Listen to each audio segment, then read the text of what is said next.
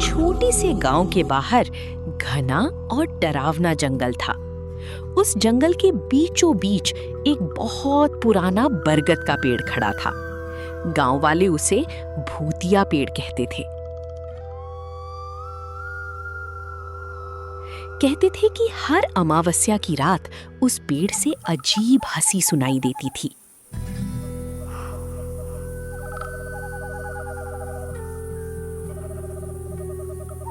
उसकी सूखी टहनियां अपने आप हिलने लगतीं, जबकि हवा बिल्कुल नहीं चलती थी।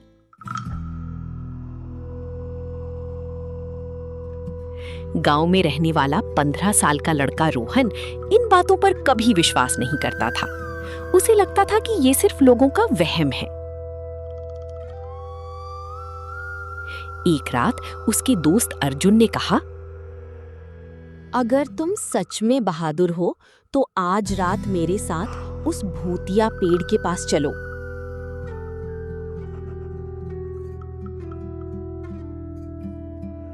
ठीक है, आज पता चल जाएगा कि भूत होते हैं या नहीं।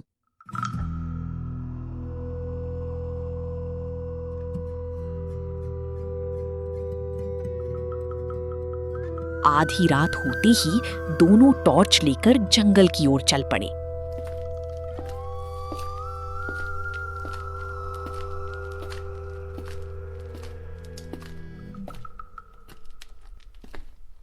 जैसे जैसे वे पेड़ के पास पहुंचे, चारों ओर अजीब सन्नाटा छा गया।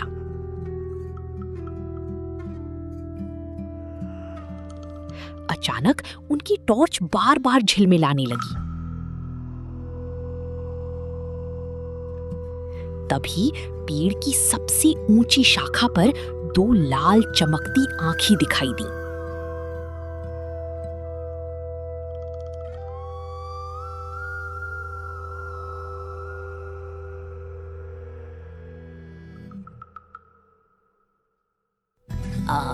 अर्जुन, वो क्या है?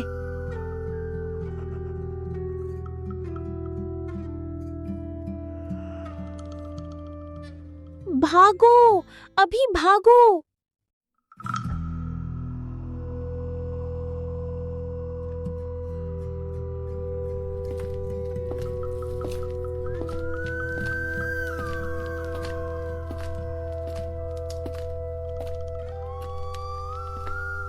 लेकिन जैसे ही वे पीछे मुड़ी, पेड़ की लंबी जड़ें जमीन से निकलकर उनके पैरों की ओर बढ़ने लगीं।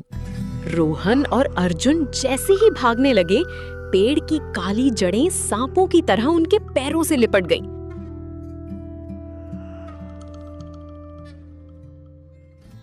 दोनों पूरी ताकत से खुद को छुड़ाने की कोशिश करने लगे। तभी तेज हवा चलने लगी और पूरा जंगल किसी डरावनी चीख से गूंज उठा।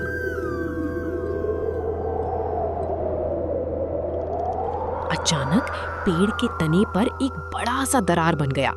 उस दरार के अंदर से नीली रोशनी निकलने लगी। धीरे धीरे उस रोशनी में एक सफेद साया दिखाई दिया।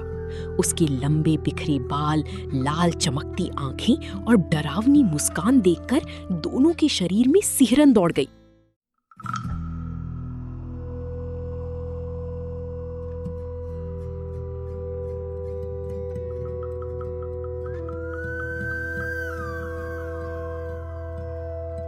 तुम कौन हो?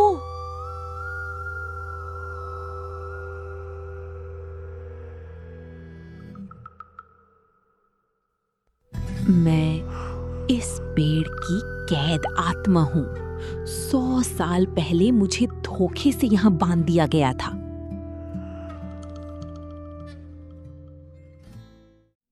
हमें जाने दो, हमने तुम्हारा कुछ नहीं बिगाड़ा।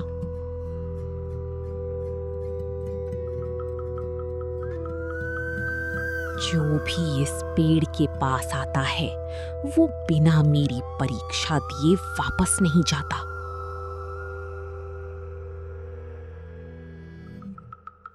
अचानक पेड़ की सभी शाखाएं तेजी से हिलने लगी, जमीन कांपने लगी। तभी पेड़ की जड़ों के बीच एक पुरानी जंग लगी लोहे की चाबी चमकने लगी।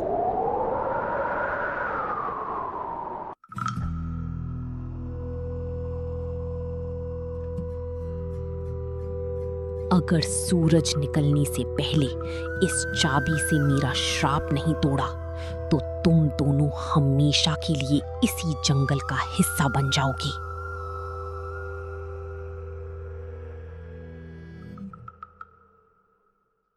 रोहन कांपते हाथों से चाबी उठाने के लिए आगे बढ़ा।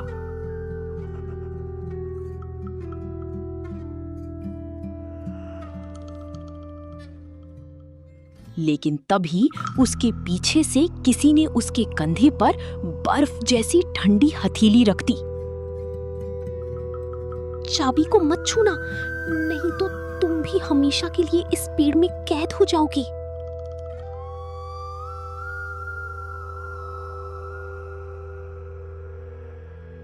रोहन और अर्जुन ने डरते डरते पीछे मुड़कर देखा और जो उन्होंने देखा उसे देखकर दोनों की चीख निकल गई।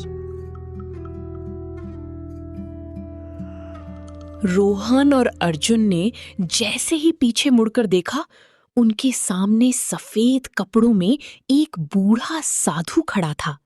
उसकी आंखें पूरी तरह बंद थीं, लेकिन ऐसा लग रहा था जैसे वो सब कुछ देख सकता हो। उसके हाथ में एक पुराना त्रिशूल और गले में रुद्राक्ष की माला थी। जंगल में अचानक सब कुछ शांत हो गया।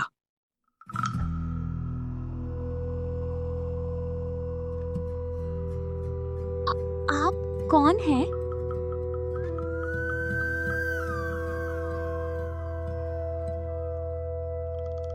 मैं इस जंगल का रक्षक हूँ। 100 साल से इस भूतिया पेड़ के श्राप की रक्षा कर रहा हूँ।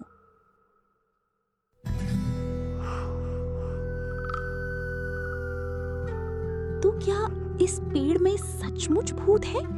हाँ, लेकिन वो आत्मा पहले दुष्ट नहीं थी। किसी लालची तांत्रिक ने उसे धोखे से इस पेड़ में कैद कर दिया था।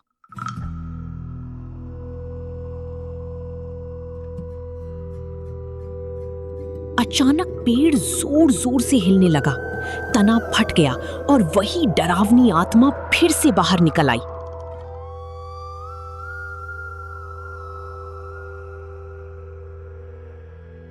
साधु, तुम फिर आ गए। कोई भी मेरा श्राप नहीं तोड़ सकता।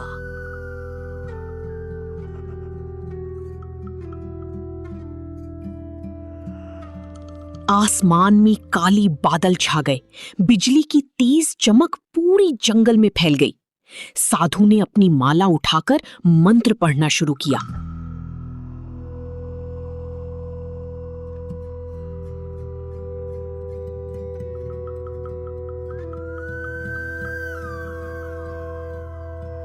तभी रोहन के हाथ में पकड़ी हुई लोहे की चाबी तेज नीली रोशनी से चमकने लगी।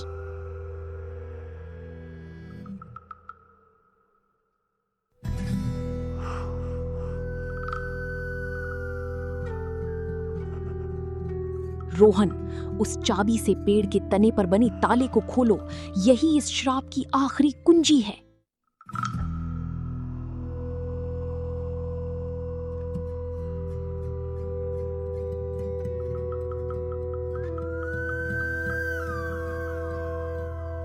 रोहन धीरे धीरे पेड़ की ओर बढ़ा, लेकिन जैसे ही उसने चाबी ताले में डाली, पूरा जंगल जोर से कांप उठा।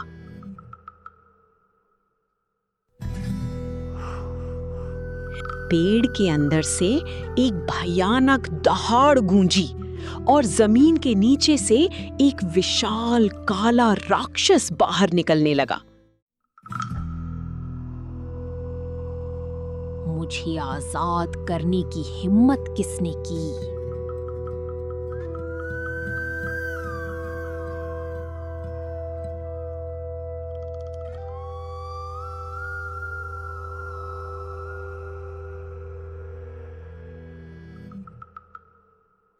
रोहन, अर्जुन और साधु डर से वहीं जड़ हो गए।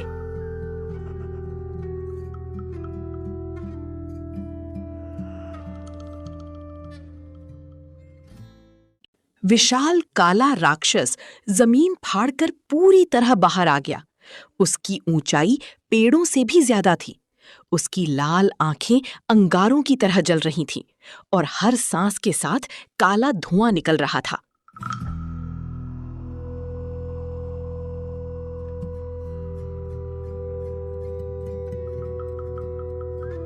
रोहन, अर्जुन और साधु डर से पीछे हट गए। अचानक राक्षस जोर से हंसा। उसकी हंसी पूरे जंगल में गूंज उठी। 100 साल, पूरे 100 साल बाद मैं आजाद हुआ हूं।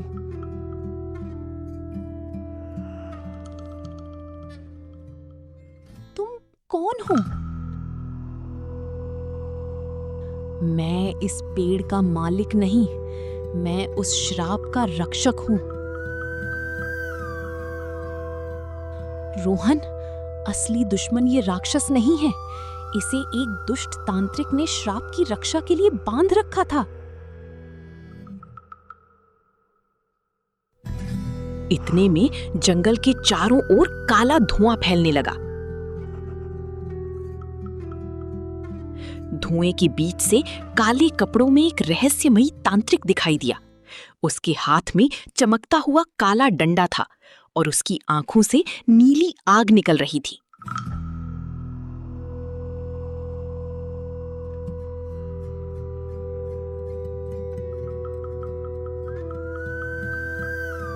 आखिरकार तुमने मेरे रक्षक को जगा ही दिया। तो इस श्राप के पीछे तुम हो?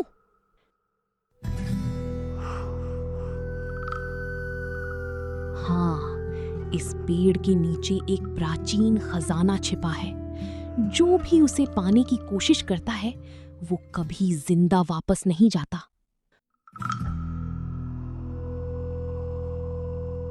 तभी पेड़ की जड़ों के बीच जमीन फटने लगी। एक चमकदार सुनहरी संदूक धीरे धीरे बाहर आने लगा।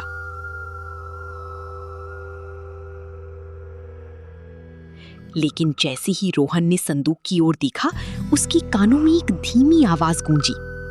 खजाना मत खोलना, उसके अंदर दुनिया का सबसे भयानक श्राप कैद है। रोहन ने इधर-उधर देखा, लेकिन वहां कोई नहीं था। उसी समय तांत्रिक चिल्लाया, राक्षस, इन्हें खत्म कर दो।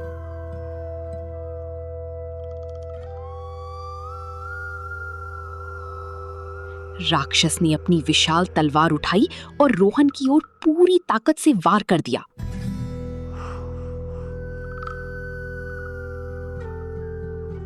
तभी रोहन की गली में पहना हुआ एक पुराना ताबीज अचानक तेज सुनहरी रोशनी से चमक उठा। पूरी